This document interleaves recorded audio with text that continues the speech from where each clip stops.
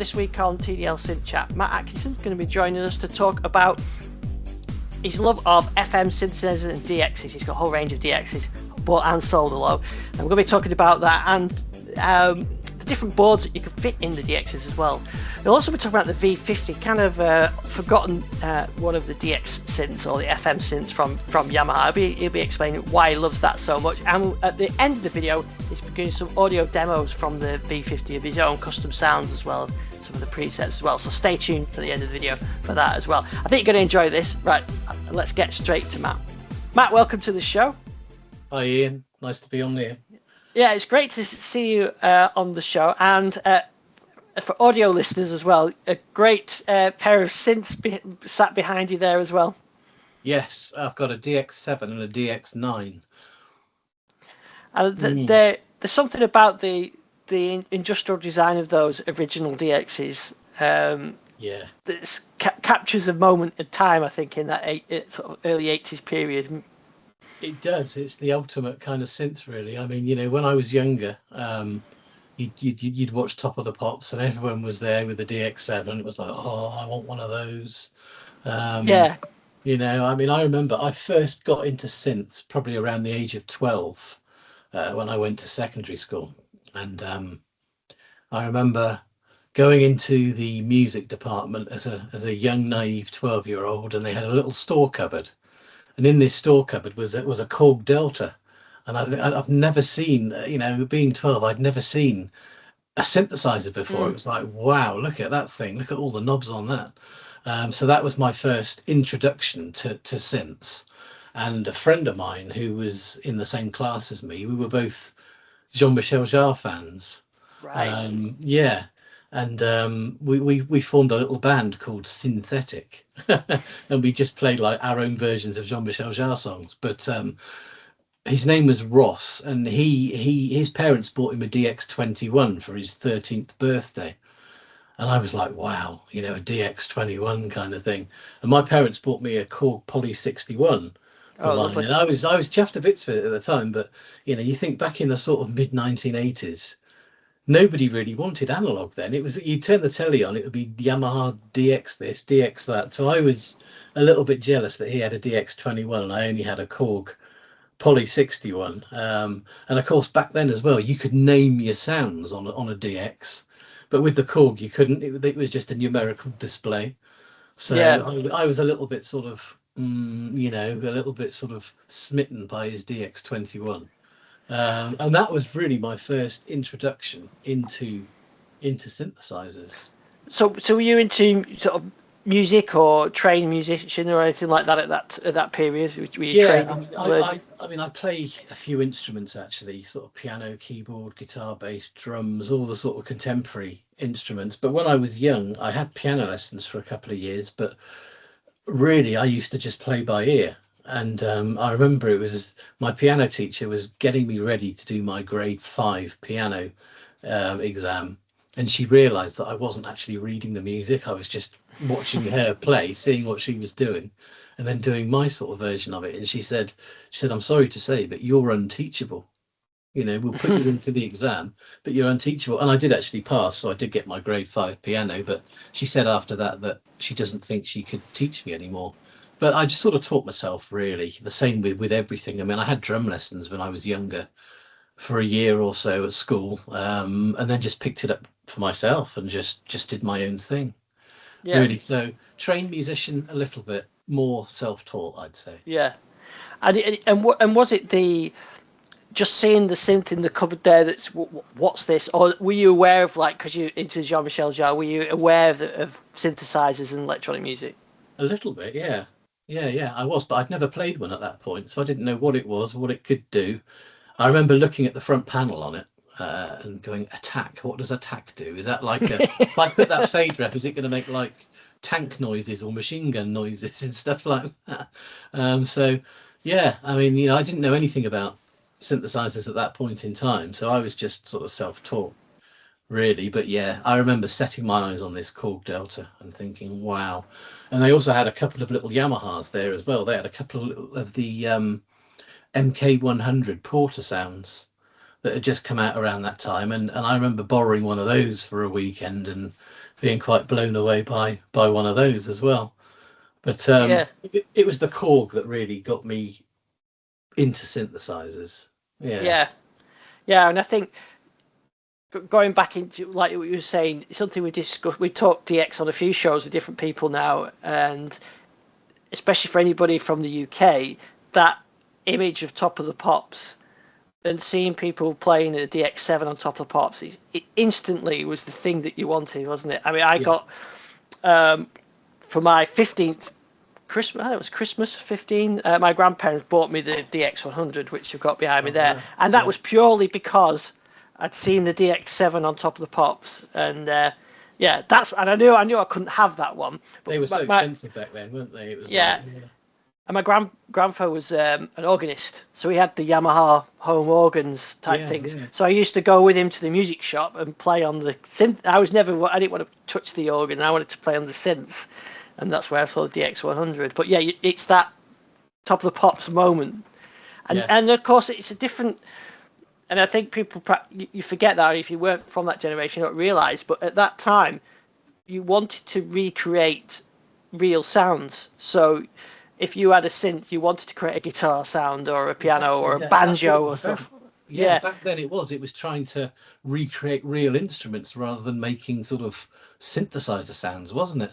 Yeah. And I remember for ages, my first DX actually, because I had the Poly 61 for a bit, and then I think by the age of 14, I had a Saturday job working in a supermarket stacking shelves. Gateways. I don't know if anybody remembers Gateway supermarkets. They're long gone now. Yeah. But I had a Saturday job, and I remember saving up all of my money for the best part of a year doing that. And I was only 14 at the time, so a supermarket employing a 14-year-old. I don't know if they do that now, but anyway, they did back then.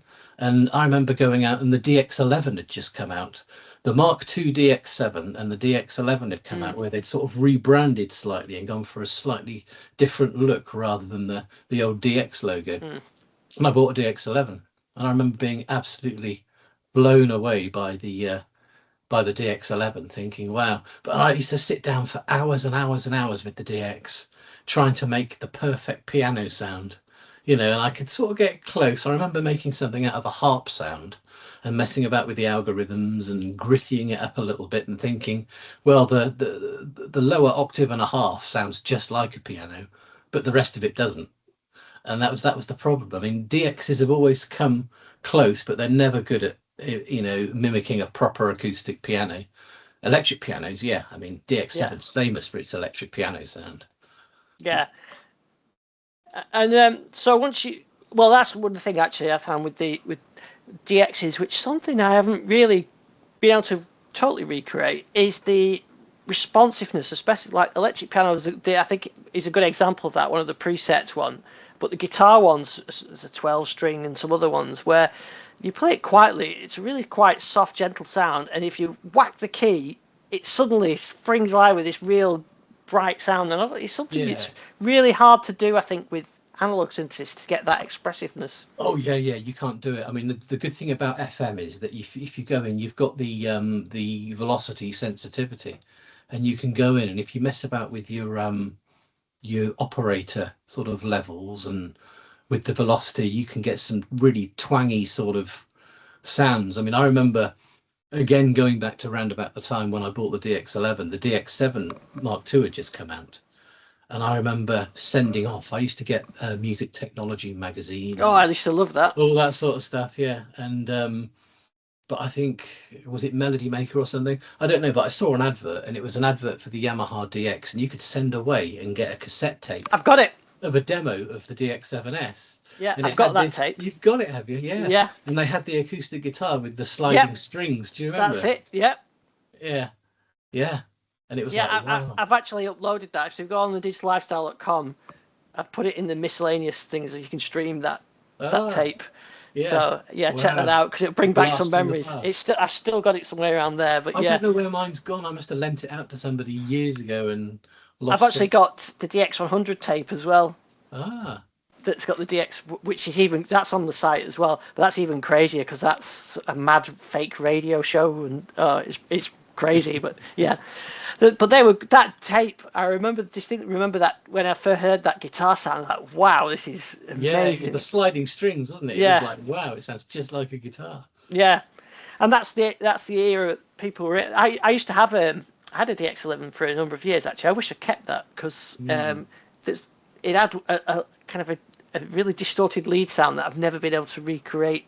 Well, talking about the DX11 and the V50, it's the same architecture. I mean, although they're 4 operators, it's got the extra waveforms in it. And the V50 is basically a DX11 stroke TX81Z on steroids. It's the effects that really come alive. And it's got a couple of distortion effects on there. But if you use the distortion really subtly and not really whack it on there to make it sound heavy metal, if you use the tiniest bit of distortion, it creates this really nice sort of saturation effect on your sounds, and it just really brings everything to life. I mean, what I might do later, I don't know. I could run through some of my creations on the V50 because I've got it all plugged in, and sort of show you what the effects do if you use them in a slightly sort of creative way. Yeah, we'll have to fiddle with Teams because it noise cancels the synth out, so you have to turn off there's a noise cancelling option. You have to turn it off. I'll show you later in the video. But yeah, we'll do that later in the video. So actually, that's an interesting one. So in that era, so the DX11 came out, and like I said, the 81Z. And I suppose that's really when FM synthesis was starting to come out of fashion, wasn't it, at that stage? Because the D50 had just come out. That blew everything away, the D50. Yeah. The friend of mine whose parents were quite wealthy, I suppose, the ones that bought him the DX21 when he was 12, I think around about 1998, when we were 1988, his parents bought him a D50 for his birthday. And I remember going around to his house and playing on it and just being absolutely blown away. That intruder effects sound with the aftertouch that would just scream at you, kind of thing, and all the classic all the classic sort of bell sounds that you get, the LA sort of bell sounds and everything, and real string sounds as well. Hearing like the orchestral sounds, thinking, wow, you know, compared to my DX that I had at the time and the Poly 61, you know, you play orchestral strings on the D50. It'd be like, wow, they do actually sound like strings. And then that famous plucking sound that Enya used, you know, as well. It's like, wow, you know. So yeah, you're right. The D50 did blow everything out of the water at the time. Analog was killed by the DX, and then the DX was pretty harshly killed by the D50. And I remember, we'll talk about the V50. I had a DX100, and I wanted to trade up and get something new, and I couldn't get the D50, but I went for the D20, which was the slightly cut down, but it had a sequencer built into it. Yes. Yeah. And the D50 was in the store at the same time, and because I was familiar with those FM sounds, I think the D20 sounded fresh enough that it sounded something totally different, and I disregarded the V50. But what you're saying is the D50 actually had more tricks to it than you first realised. Yeah. So it's a 4-operator. The V50 is a 4-operator synth. It's basically exactly the same as the DX11 and the TX81Z rack. It's exactly the same, except it's got an 8-track sequencer built in as well, and a bank of drums, which sound very similar to the RX7 stroke RX5 sort of sound. So you've got loads and loads of different drum sounds in there, and it's got the effects engine as well, which completely makes it, because I know on the DX11 you had this kind of pseudo reverb effect, which didn't actually sound like a reverb. All it was doing was just doing something to the release of a sound to make it kind of just tail off a bit more. But no, the effects on the V50 are absolutely spot on, quite close to the Yamaha SPX 90 effects unit that's out there, which is quite a well-known rack effects unit from the 80s. The effects are very, very, very similar to that. So you've got that sort of ilk of effects built in.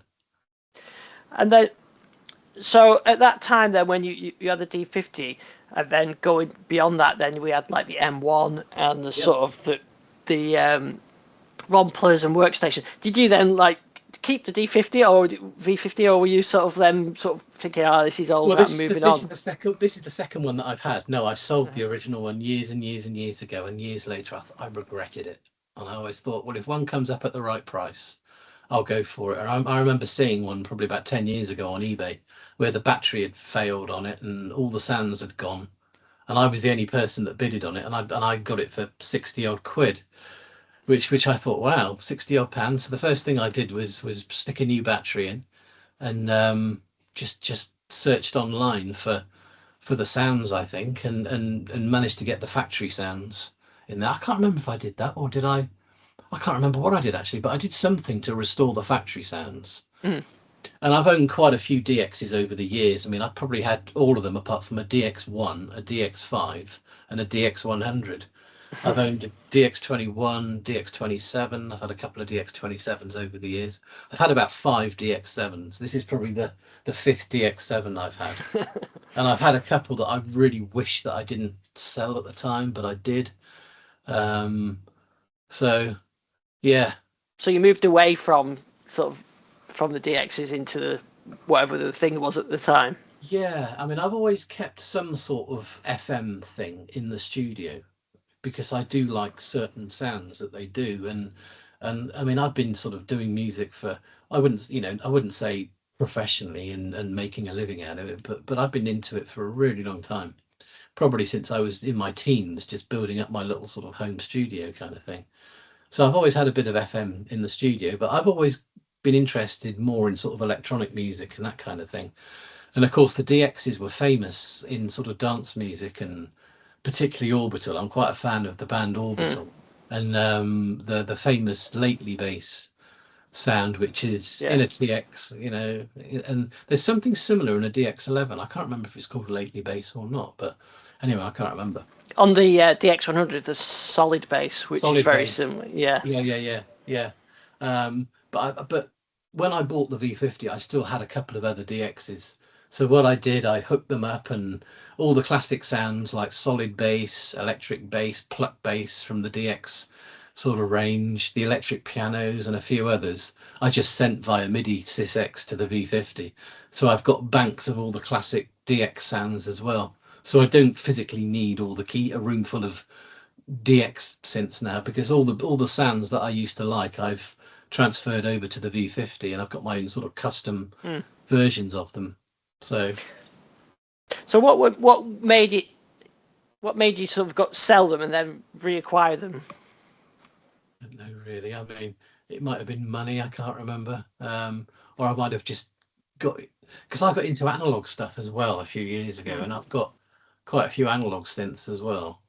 And I think there used to be this brilliant music shop, because I'm from Cheltenham in Gloucestershire in the UK, and Cheltenham is about 8 miles away from Gloucester, city of Gloucester. And there used to be this absolutely amazing music shop in Gloucester. I don't know if they're still going. I mean, I'll give them a shout out if they are. It's called A Remus Sound, and it used to be in Barton Street in Gloucester. And the guy that ran it was a really cool guy. And you go in there and you'd say, "Oh, I've got this. Don't fancy doing a swap, do you? Swap it for that." And he'd go, "Yeah, go on then. Give me £10 as well, and it's yours." And I think the the V50 at the time, I swapped for a Juno 106. Oh, that's not bad. And now people are like, wow, you know, but you got to think sort of early 90s, you know, it was probably a fairish kind of swap. Yeah. But I mean, the prices of the Roland stuff now has gone through the roof. But yeah, I swapped it for a Juno 106, which I had for a couple of years. I mean, I'm renowned for getting stuff and swapping it for other things because I get bored with it or something, and then regretting it like a year later, thinking, "Oh, why did I do that?" Yeah. But the Juno 106, ultimately, I swapped it with a friend of mine for an AKAI S900 sampler, and they were really expensive at the time as well. And he wanted the 106, and I hadn't really owned any proper samplers at that point in time. And I thought, yeah, okay, do that. And I sort of regret it. I've still got the 900 over here actually, but the screen's gone all weird on it, so I need to change the screen. But I do kind of regret that one. But yeah, I mean, I'm kind of renowned, as I said, for getting stuff and swapping it for something else a year later or something. So yeah. And so you currently got I can see the DX7. I will talk about the board in a sec, but you've got the DX9 as well. Yeah. The DX9 was the one that was I always. It was kind of the poor relation of the launch, wasn't it? Yeah. So why did you pick one of those up? Because I'm a bit of a collector as well. You know, you get to a point where you just kind of start collecting. This is actually the second DX9 that I've owned. I really liked it. I love the feel of the keyboard because it's not touch sensitive like the DX. It's just the normal sort of keyboard, and obviously you've only got 20 sounds in it, so there's no cartridge. There's no other way of really getting any more sounds. Although the first one I owned came from an electronics engineer who used to work in aerospace, who was moving abroad, and I got it quite cheap. And he'd put about an extra 10 banks of sounds in there, and he'd modded it, and he'd put like a twisty potentiometer up there somewhere, and you could have bank 1, bank 2, bank 3, bank 4. So you could have loads of sounds in it. And again, I stupidly swapped that with a friend of mine with something else. But no, I did actually really like the DX9. And the cool thing about the DX9, and I don't know if anybody knows this, they probably do. If you've got a DX7 or if you've got DX or any DX7 editor, if you hook the DX9 up, you can actually send DX7 sounds to the DX9, and it reads them. The only difference is the DX7 is a 6 operator synth, and the DX9 is only a 4. So you're missing 2 operators, and I think the DX7 has got more algorithms as well. But if you do a system exclusive and send voice data, DX7 voice data to a DX9, you can get some really cool sounds. Right, yeah. Really cool sounds, and in some cases they actually sound better than the DX7. So yeah, that's the reason I've sort of got it really. And I do, when they're plugged in, I do tend to actually have them both hooked up via MIDI, so I can just send sounds from the DX7 to the DX9, and in some cases double up on the sounds and detune them slightly and get a really sort of thick sound. Yeah, that's quite interesting because the 4 operator DXs, like the DX100 and the 27 and the 21, they're not the same, are they?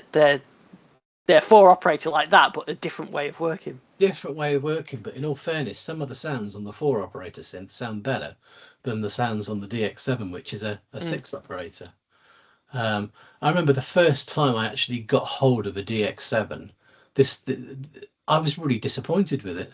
It was like, it looks gorgeous, you know, it looks just how you think it would look, the green buttons, just the aesthetics of it. It was like, wow, you know, it really is a nice looking synth. But I remember in terms of sounds, I was not blown away at the time by all the presets and the cartridge sounds. I thought they sound quite abrasive, and I don't know, thin and abrasive.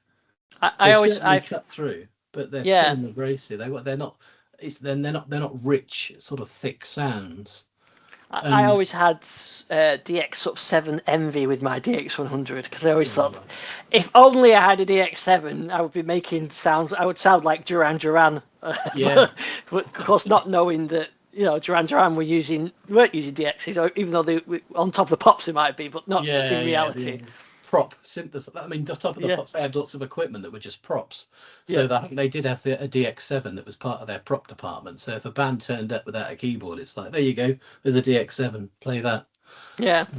But I since getting the TX7, I get a bit more out. I think it's the dynamic range and everything else. The DX100 is not velocity sensitive with that little keyboard, and I just find the sounds richer and more responsive on the TX7 hooked up to a velocity sensitive keyboard. Yeah, that's true. That is true. You can make them twang as well if you get the algorithms right and you get your operator output levels right. With the velocity, you can get some really nice twangy, almost Depeche Mode Violator album synthy sounds you can get out of a DX. I mean, that was done with old System 700 modular, but you can get a similar kind of sound using FM, using the velocity and getting that twangy sort of sound from them. Really, I have got some a bit harder. Nice ones like that, actually. And there's one, I'm a big fan of Tangerine Dream, and their later 80s stuff, they use it's like a digital harpsichord type sound, and I could never recreate it until I was playing with the TX7, and suddenly I found it in one of the online patch banks. That's it. That's the sound. Wow. but it does respond very nice to velocity. Yeah. And it's funny, yeah, and it's all over the sort of the 86, 87, 88 albums. It's really used a lot on those, and it's very distinctive when you hear it. But of course, at the time, I never knew what it was. But no, there is something special about FM synthesis, and with the combination of the retro appeal of the original ones as well. I read somewhere that the sort of the brown aesthetics was due to Yamaha styling it with some other home equipment that they were doing in the early 80s. Yeah. The marks were black. And yeah. All the early DXs are brown. Yeah. So have you ever thought about trying to get one of a DX5 or a DX1? We've had a couple of guests about DX1. DX1 is the dream. We can talk about Behringer slightly when they bring out their version of it. I don't know. Yeah. DX5, I came close to getting one about a year ago, actually, because I was up in Newcastle and there was somebody not too far away selling one. And he was selling quite a few keyboards and bits of equipment, and he wanted £1,800 for all this equipment. But the DX5 had a couple of broken keys on it, and I think it might have been missing the top C. But apart from that, it didn't look too bad. And if you think, a year ago, for under £2,000 for a DX5, that's a pretty good price. I missed out on one on eBay about 6 years ago that went for about £450. Right. Yeah, I mean, I'd love a DX5. I'd love a DX1, but a DX5, yeah, I do fancy one of those at some point. Yeah. But just describe what the DX5 is compared to the DX7. Well, the DX5 essentially, it's a scaled down version of the DX1. The DX1 has got all the fancy, LCD displays and stuff on there as well. But essentially, the DX5 is two DX7s in one box. That's all it is. So you can just layer up lots of sounds and slightly detune them, and that is pretty much it in a nutshell. It's two DX7s under the hood, as is the DX1. So yeah. So I suppose you could achieve the same thing with two DX7s or a DX7 and a TX. You're right, and that might be a good sort of bridge into the grey matter response board that I've got on that DX there. Yeah, what is that? Well, it does a few things actually. Not only does it give you loads and loads of banks of built-in sounds, so it's got a ROM in there with loads of banks of different sounds, different categories, that kind of thing. You've also got RAM in there as well, so you've got 8 banks of RAM, so you can store your own sounds in there. But it's got loads of little cool features built in as well. One of them being you can layer up 2 sounds on it, so you can have a sort of dual thing. You can split it as well, so you can have one sound half the keyboard, another sound the other. But the dual function is actually really nice. The only trade-off is you do lose the amount of keys that you can play, so you do lose the voice count, if you like, on it. But it's pretty cool, so you can sort of do that. It's got MIDI features on there, which I suppose in the mid-80s were useful. Nowadays they're not that useful really. When I say MIDI features, I mean sort of it will show you on the screen what's going on MIDI wise, so it's like a MIDI data display thing, so it can just tell you what's going on MIDI wise. It's a useful addition to the DX7. Brian Eno was quite famous. He had quite a few DX7s at one point. Yeah, he did. I think he had about 8 of them or something. I don't know, but he had the grey matter response card, I think, on most of his, and yeah, it does make quite a big sort of difference, really. I know I saw something a few years ago. Someone's brought out like a super ROM for the DX7. There's a couple. There's one that you can sort of buy freely on eBay for about £100, and it's just a new operating system. It's basically the same thing, but it's got a few upgrades in it. But there was one that came out a few years ago, which I really like the sound of, but I didn't go for it because I've got the grey matter board in there, and it had a built-in arpeggiator. And it was like, wow, an arpeggiator on an FM synth. That sounds pretty cool. Yeah. I don't know if anybody watching this has got that special ROM, and they can sort of put in the comments what it's like. But I remember seeing the arpeggiator and thinking you could get some really interesting sort of things out of that.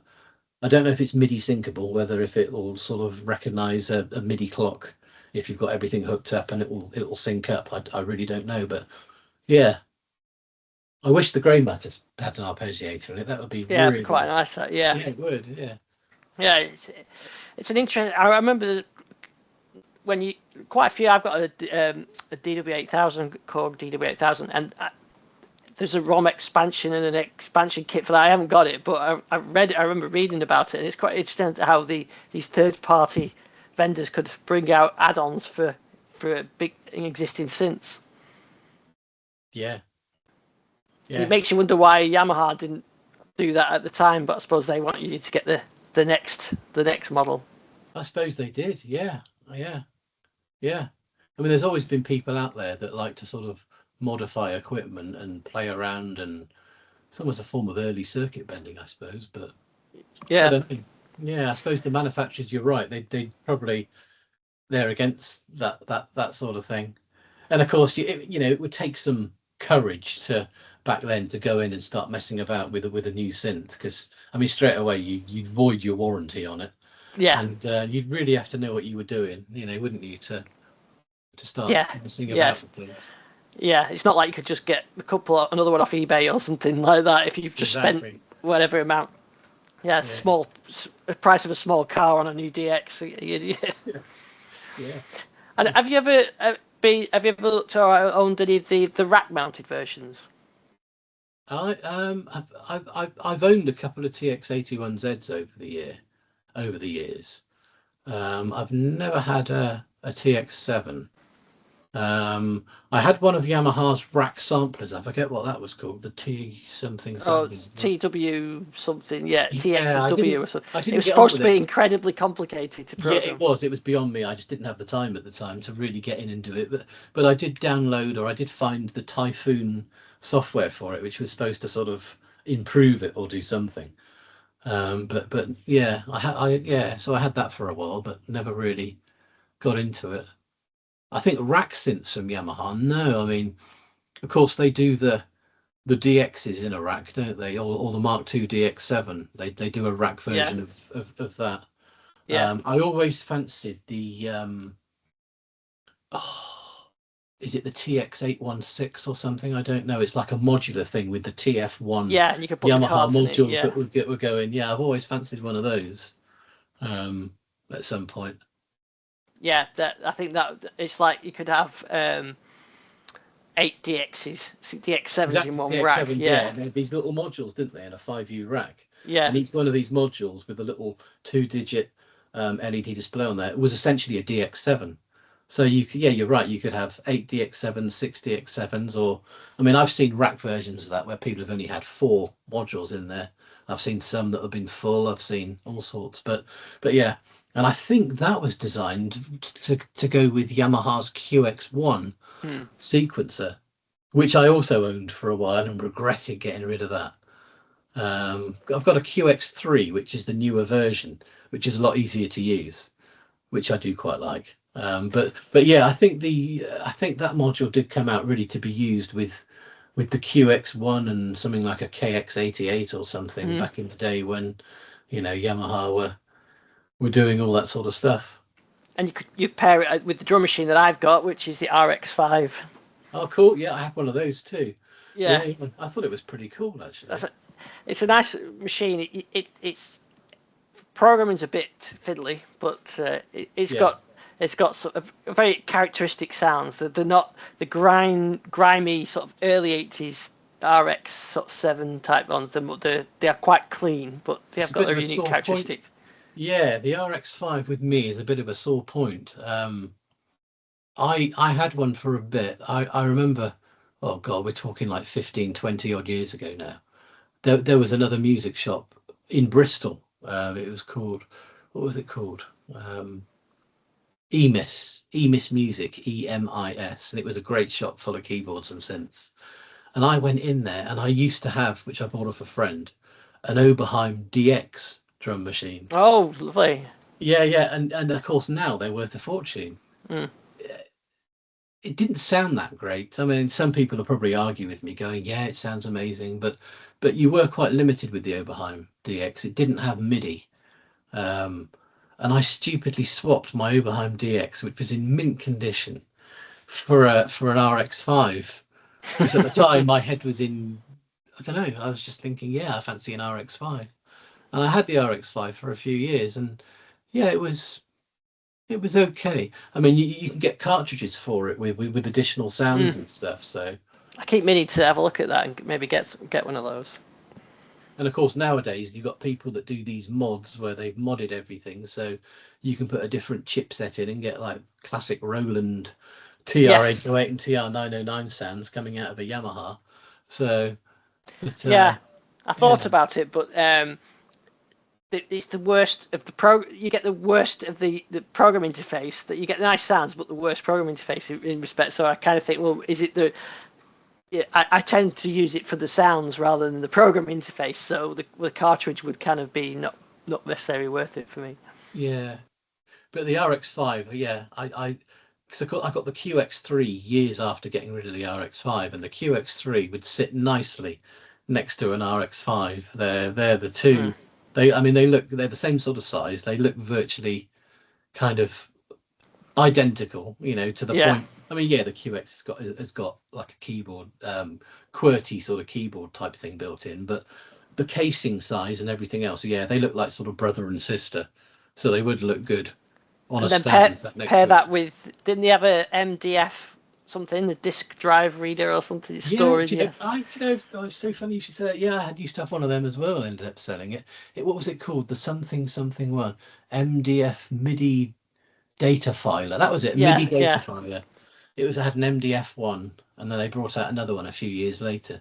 The MDF one was the original one, which used to take these quick discs. Oh yeah, 3-inch discs, I think. They didn't last very long. I mean, a few early samplers had them, but they were these tiny little quick discs, and I think you could write data on two sides of them, but that was it. You couldn't write much.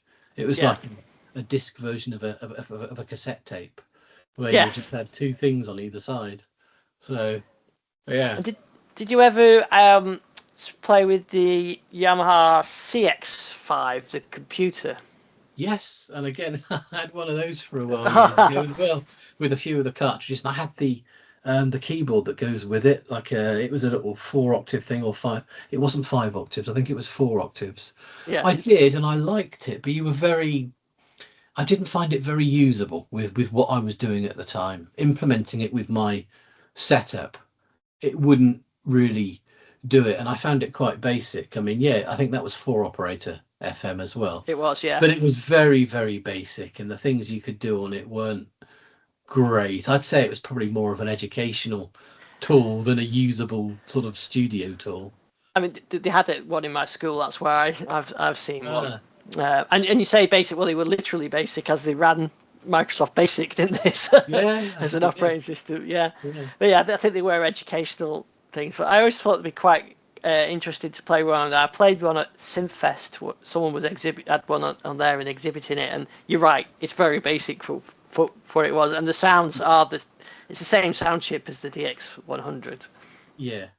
But quite an interesting concept of having a dedicated music computer system. Yeah, I mean, I suppose it was at the time when they brought it out. It was like Yamaha. Yeah, I mean, you had the big boys like Fairlight and all that kind of stuff with their stuff, and Synclavier and those that were doing the whole computer synthy sampling thing. But I mean, it was very basic. You're right. It was just a very basic 4-operator synthesizer, and you could get the cartridges for it, couldn't you? That were like so big, and I think one of them was a music sequencer or something, but again, very, very basic. I think there was an editor for the DXs as well. Oh, I wish I'd known that. Yeah. But it's quite interesting, that Yamaha range. You've got that around that time, like you've got the QX and the CX and the DX and the RX, and they all linked together. And it was what you used to see in the computer magazine or the music magazine, Music Tech. You would see adverts with all those together. Did you ever get interested in the sort of the later machines after the V50, which would have been the SY? Because some of those had FM synthesis. They did, yeah. No, I didn't actually. I don't know why. I had an SY. Oh God, what was it? 22, I think. That's the Vector one. Yeah, but that's right, and it could, yeah, for a while, and I thought it was okay, but no, I haven't actually. I've never ever really got into the SY range. I have seen some people say the SY77 is the best FM synthesizer.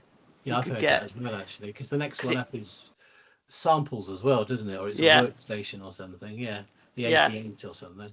Yeah, I've heard that too about the 77. Yeah. And are you interested in sort of the recent? Because of course we talked about FM sort of dying away and DXs being replaced with the M1s and Ramplers, but it's come full circle once again.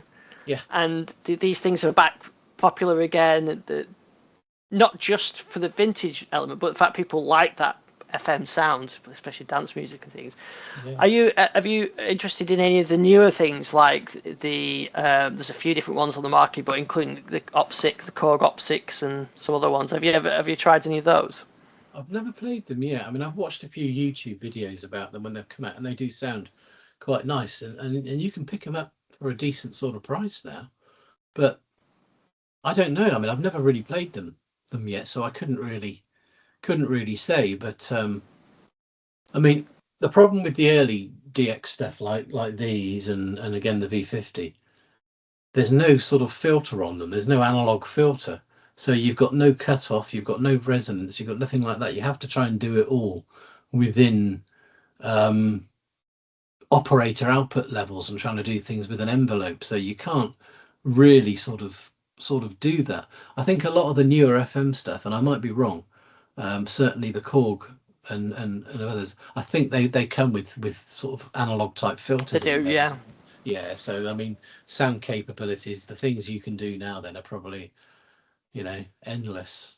Yeah, it's something I'm going to have a look at in the future. I think I know you can import DX7 sysex into the OPSix, although the envelopes aren't the same. The envelopes are ADSR as opposed to the DXs. Well, I never really quite understood the envelopes on the DX7. Really, there's multi-stage envelopes. You have to really get your head around it. Yeah, people say the DX7 is so hard to program. It can be if you don't know what you're doing, but once you kind of understand what things do, it's not too bad.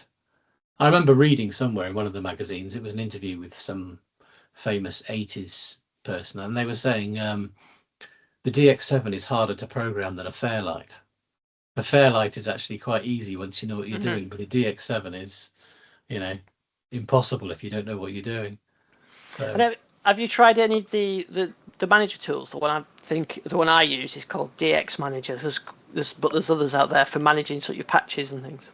I had not recently. No, I mean I had years ago in the sort of early 90s, probably through to the late 90s. I had an Atari ST, and I used to run sort of Cubase on that. But I did have a librarian DX7 thing on there that had the way you could do all that with all the sounds. And I think I probably used it a little bit, but not that much, not overly.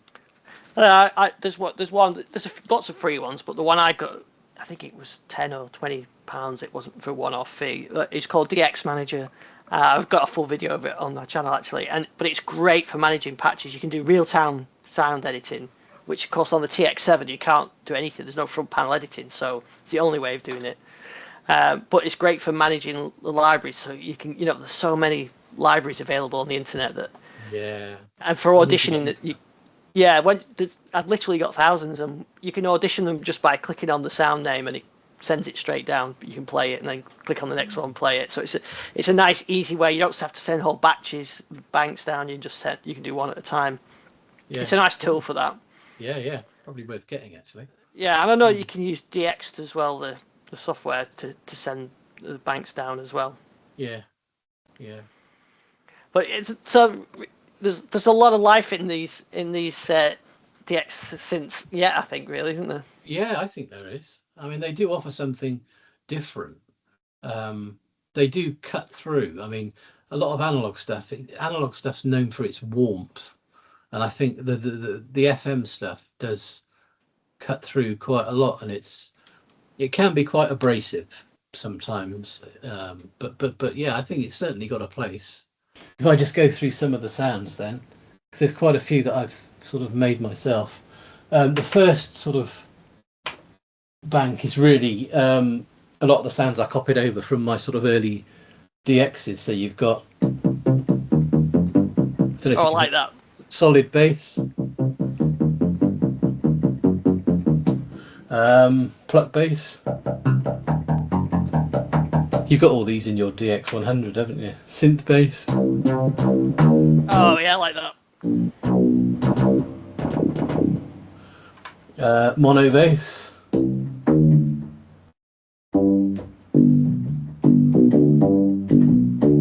So I can hear sort of a bit of the atmosphere reverb type thing on that, which is what you're really gaining.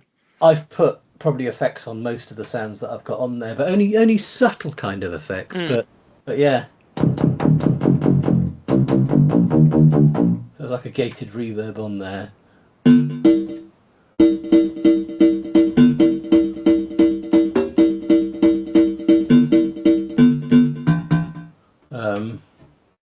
Electric bass,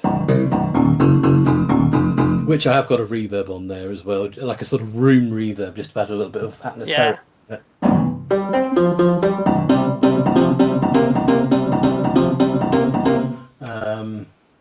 Now we're getting into my own sort of sounds that I've made. So I've got a big reverb on that. That's using a bit of distortion as well, and I've called it Growler. It sounds very sci-fi. Yeah. You'll recognise this one. Oh yeah. The racing car. So what else? This was a sound from, I think, the DX11, which I put onto the V50 and messed about with it slightly and did a few different things and put it through effects. It's called Doppler effects.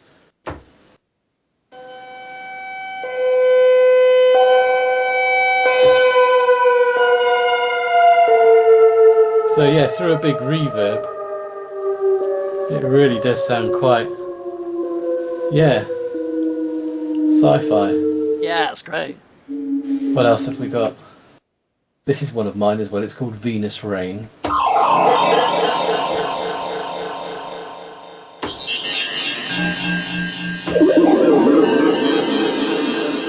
That's a very Tangerine Dream.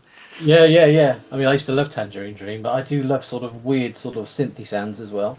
And a lot of DXs and FM stuff is quite underrated because everyone thinks, oh, you can only get those sounds on like Moog modulars and analog stuff. No, you really get into FM, you can get some amazing sort of sounds.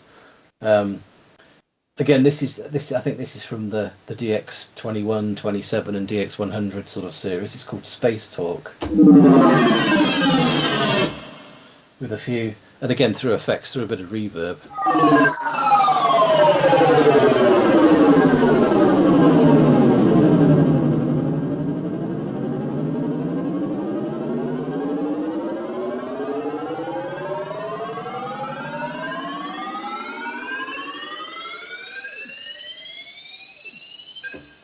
That sounds great. Yeah, this is a sound that I've made, and I can't remember if I've made it out of a preset or not. I may have done. I've called it Diesel Eye, and basically it's.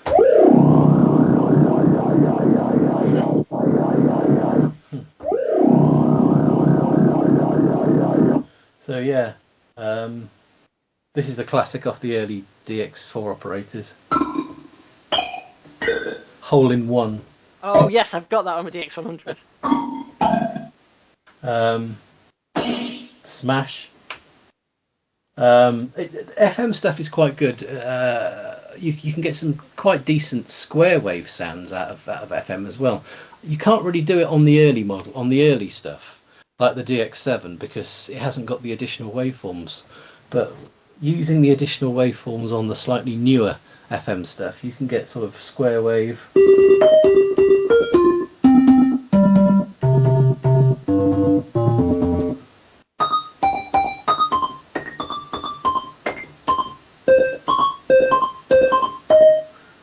quite cool. One of the things that I do like as well is I mentioned earlier on about the distortion effect, and if you use it really subtly, it creates like a saturation effect. But if you use it really heavily on certain sounds, it does something that I can't really explain. It creates these harmonics, and some of the harmonic effects you can get with FM and distortion are absolutely amazing. I mean, this is just an example.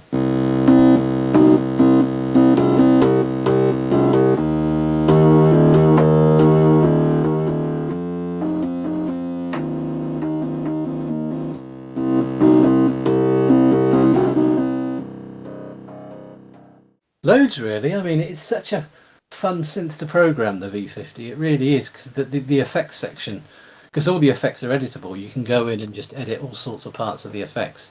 You can really get lost in it and do some quite bizarre sort of stuff.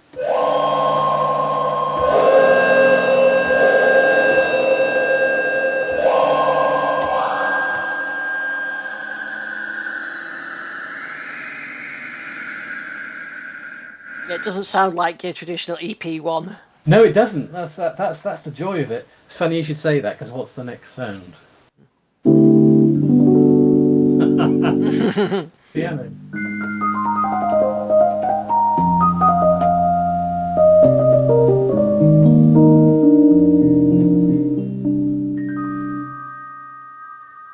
It's funny because that sound, I liked it when I first got my DX back in the 80s, and then it got like everybody else, got really sick and hearing it. But actually, when you play it now, I put the TX7 and I put it with a nice controller. It's a very responsive and rich sound, and you can really it got totally overused, but you can kind of see why. Yeah, another one of my creations. It's called Out of Space.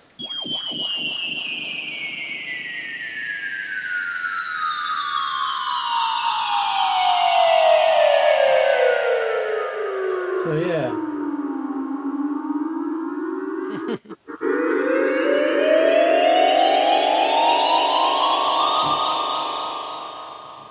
Well, I'm really glad that demo worked out, actually, because we've had problems past sometimes with Teams picking the audio, but we could hear that really well. So that's great. You reminded me of I missed out on the V50, and actually why it's probably an instrument that's worth looking at. But I think the thing with all these instruments, all the DX is, it's like everything else with synths, and you put the time in and learn how it works, you can really get some nice sounds out of it in whatever context you want. Yeah, you can. Excellent. So, have you got any links you want to plug, or is anywhere you should follow you on any socials or anything? Well, I mean, I've done bits and pieces before. At the moment, there's not much really out there. I mean, I've got a SoundCloud account where I do tend to put up stuff that I'm working on, but at the moment I'm sort of in between studios and stuff, so I haven't got much stuff set up at the moment.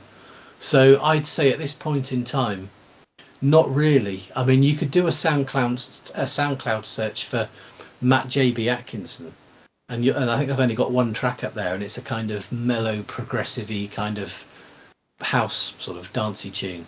I do have a YouTube channel again called Matt JB Atkinson, and that's mostly videos of me tinkering around on synthesizers and just messing around videos. They're not edited properly or anything like that. It's just me with an iPhone recording what I'm doing, and there's quite a few of those up there, and there's some of the old studio where I'd be working on a track and I'd be sort of holding the phone and yeah, that kind of thing.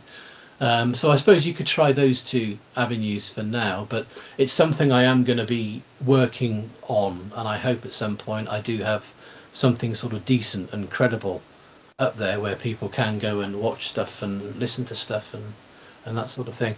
I do have an album that I wrote about 25 years ago. It's called Utopia Synth Music by MJB Atkinson, which is me, which is actually on Spotify. It's on, somebody's put it on YouTube. I think it's the people that get it out there it's on YouTube. There's certain tracks on YouTube, and again, that's very Tangerine Dream, Jean-Michel Jarre-esque, chill out, very electronic-y synth music. It's not dance music, but it's music done with synthesizers. Excellent. Well, it's brilliant chatting. Trip down memory lane. I've learned quite a lot as well, and it's always a popular subject, these FM and DX synthesis. So, really appreciate you joining me tonight. Really enjoyed the chat. No worries, it's been fun. I've really enjoyed it too. And when you get that DX1, give me a call and we'll set the show up. We'll do the next one. yeah, you're on. You're on. All right. Thanks, Matt. That was absolutely brilliant. Yeah, no worries. Cheers. Thank you, Ian. So that was great. So I'll get this edited up. I said probably next week's show it goes out. So I'll send you the link when it goes out. Not much to do on the editing. The DX came across quite well. The V50, sorry. So that's worked out really well. That. Yeah. Brilliant. Excellent. Well, it's been nice talking to somebody like-minded, you know. Yeah, exactly. That's why I like to do this. Yeah, exactly that. Cool. We'll do it again. Yeah, that'd be good. That'd be fun. Yeah. Yeah. All right. We'll speak to you soon. Yeah. Cheers. See you then. Bye. Bye. Bye.